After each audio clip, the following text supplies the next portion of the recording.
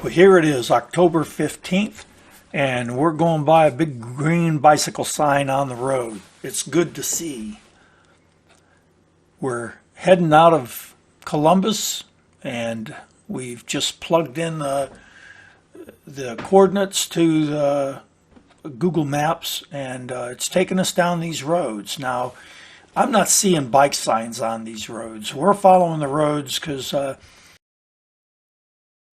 it says we're on bicycle-friendly roads. It must be the sidewalk because this road is not.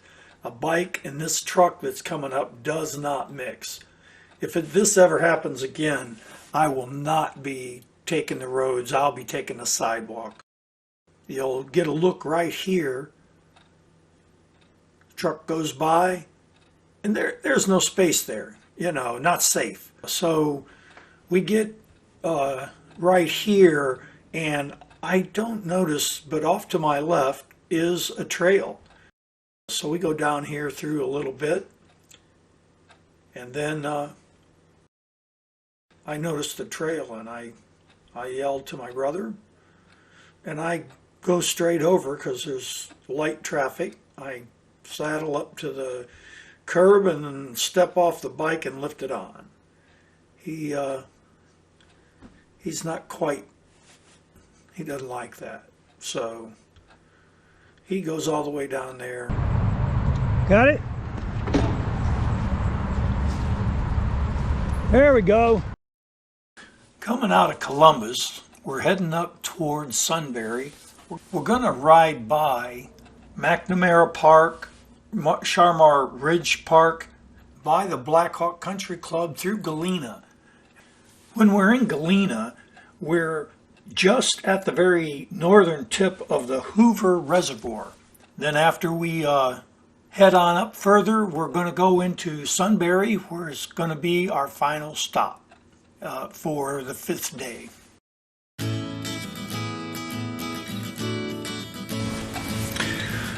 So as we notice that squirrel running across the sidewalk, but as we head up through here, we have roads on our right, we have big highway to our left.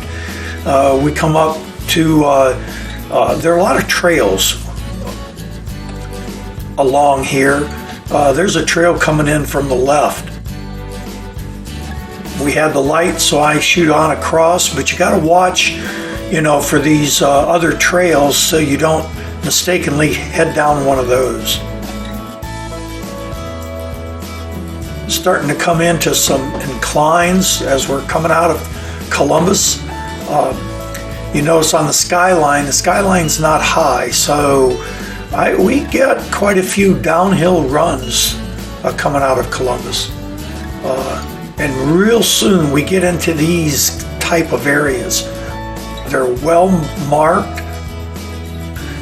Some of them can be quite bumpy, but they are trails that have been made and look nice, like this section here that we've just gone through.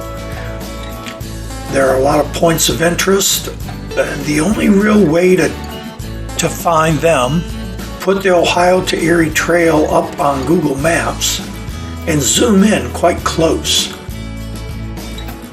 for your routes as you go through. I even found some Ohio to Erie trails that had Google Map Street View right on the trail. We go through a lot of areas that are bridge covers. I start jumping to a lot of these sections, and they're not that far apart. We're crisscrossing back across the Alum River.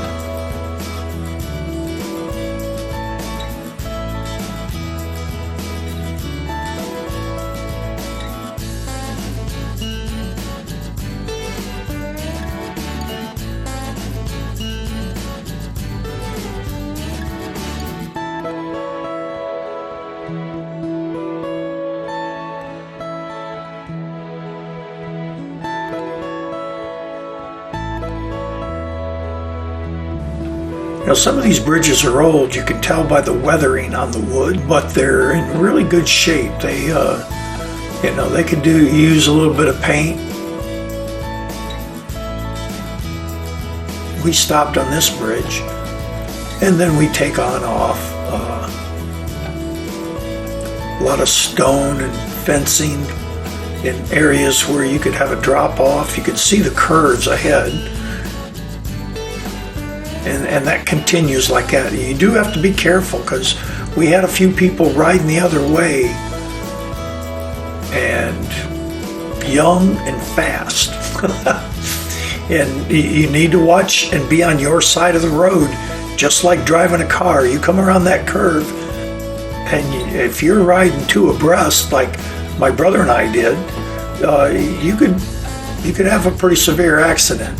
Two people coming at each other 20 miles an hour. That's like hitting a wall at 40. So that can do some damage to you. So just be aware of the curves and the proper way to take a curve. You see the dotted line, stay on your side of the road if you can't see on down the road. Now, when we had a lot of room, we did stay side to side so we could talk and chat a little bit. I don't put that on here because some of the subjects we talk about they're not bad, they're just stupid. So I don't do it. But here's a boardwalk that we came to. Now, they actually said get off and walk your bike. I put a lot of this in here because it would have taken us 15 minutes or so to walk our bikes down this boardwalk. I'm not sure why they want you to walk your bike, but I'm quite rebellious. So is my brother Rick, and we rode the thing. He may have been back there saying, no, we're supposed to be walking this bike, but that's not me. So I rode my bike, and I saw no lights going off, so nobody stopped me and arrested me. I would love a comment as to why you need to walk your bike on this portion of the trail. But we didn't fall through. I didn't hear any boards breaking. I'm not sure why, but we made it through it. Nobody died. Nobody lost an eye. We stopped there. Take some pictures of it. And then off we're going again, and some more of these bridges.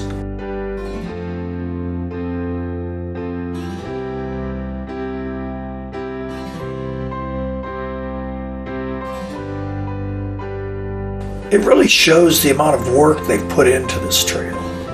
They have put a lot of work into the Ohio to Erie Trail, and it's nice to ride. Even with some of the bumps and stuff, I had a few issues, but it was my issues from things I had made with my 3D printer rather than buying them. I had a phone holder that I actually just drew up from my head, taking measurements. I'll talk about that later. We're going by the School of Cannabis. I made a joke about corporate America, not realizing this is probably actually the opposite of corporate America. It's the Cleveland School of Cannabis. I had no idea they had one, but they put it out by Columbus, so I don't know what that tells you. But anyway.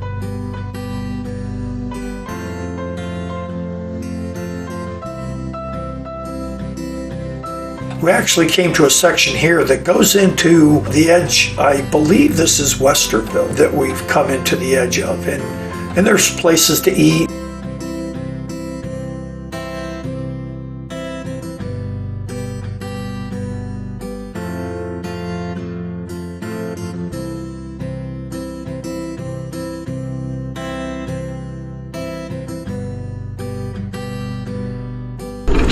So down through this section here, I actually had my phone bounce out of the carrier. Oh, here's the place.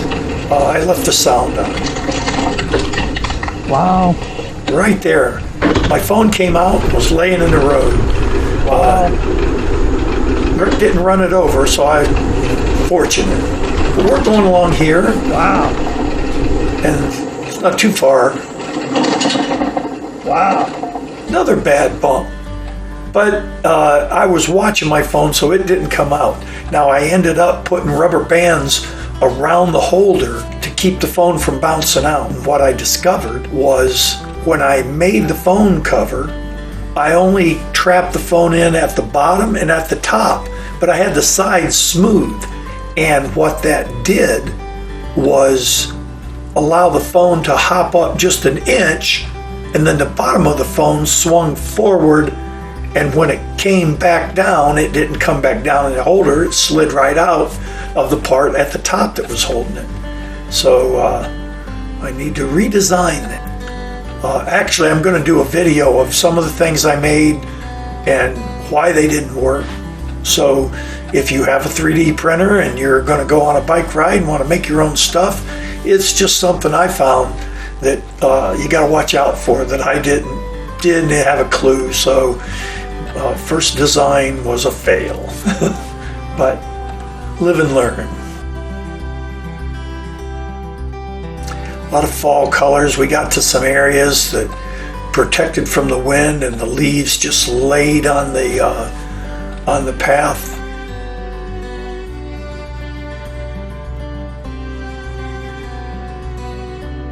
It was quiet through there. We did get close to a park, and they had a tractor with a blower attachment. This is Low Bridge here. They had a tractor with a blower attachment that actually blew the leaves off the trail. That was nice to know. And we're in Westerville, only 800 feet from the trail. And we stopped at a CVS. My brother wanted to get some water. I got some ice cream out of a machine. And I was looking for a trash can, and off I head. Now, if you go that same direction, there's several places down here to stay at that would be much more convenient than what we did on this trail for a stop. But this would be a nice town. But this is how you get through the town mostly. We found a trail. It was only about 800 feet from that CVS. And you go back behind a lot of the businesses, but you're off the roads completely. You even go by a little wall art that they've put up on the back of buildings. I don't know what company it was, but that was nice of them. It seemed to be putting forth a little bit of effort.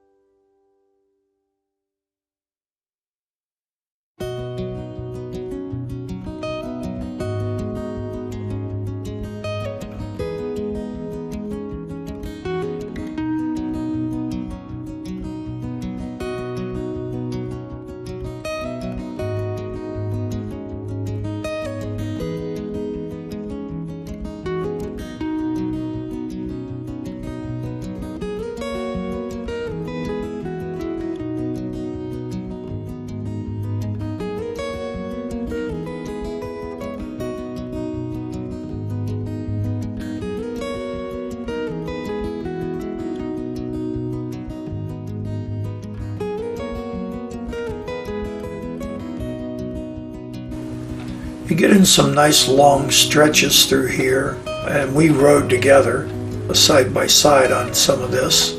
Some of the edges were a little dicey. My brother noticed some on his side at one spell that was, like 2 or 3 inch ledge, and if you were unaware of it, you could go off that and take a spill. So it's good to keep an eye on that, because I think there's one, and I don't know what portion of the video it's in, that I went off and I took one of those 3 or 4 steps with my feet trying to keep from falling over, and was going slow enough that I didn't fall, but I could have, and I was gawking around. So I guess that's the point of the trip, was to ride and gawk around, look at things. It's beautiful scenery in a lot of places. So don't rush down the trail too fast. That's I guess what I'm getting at. Enjoy the ride.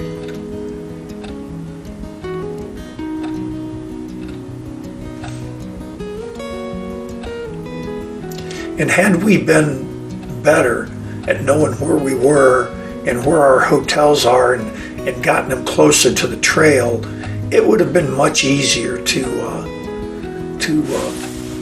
ride much longer in the day. Now this is a section where it did come to an end, and we have to get off onto the trail, and this is going into Galena.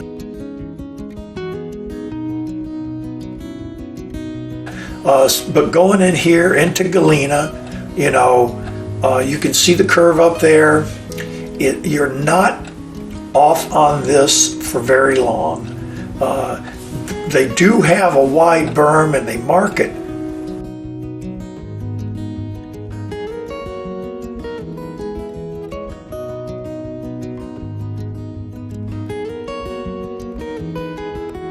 And we had to turn up there a couple turns, and then we were back on the trail.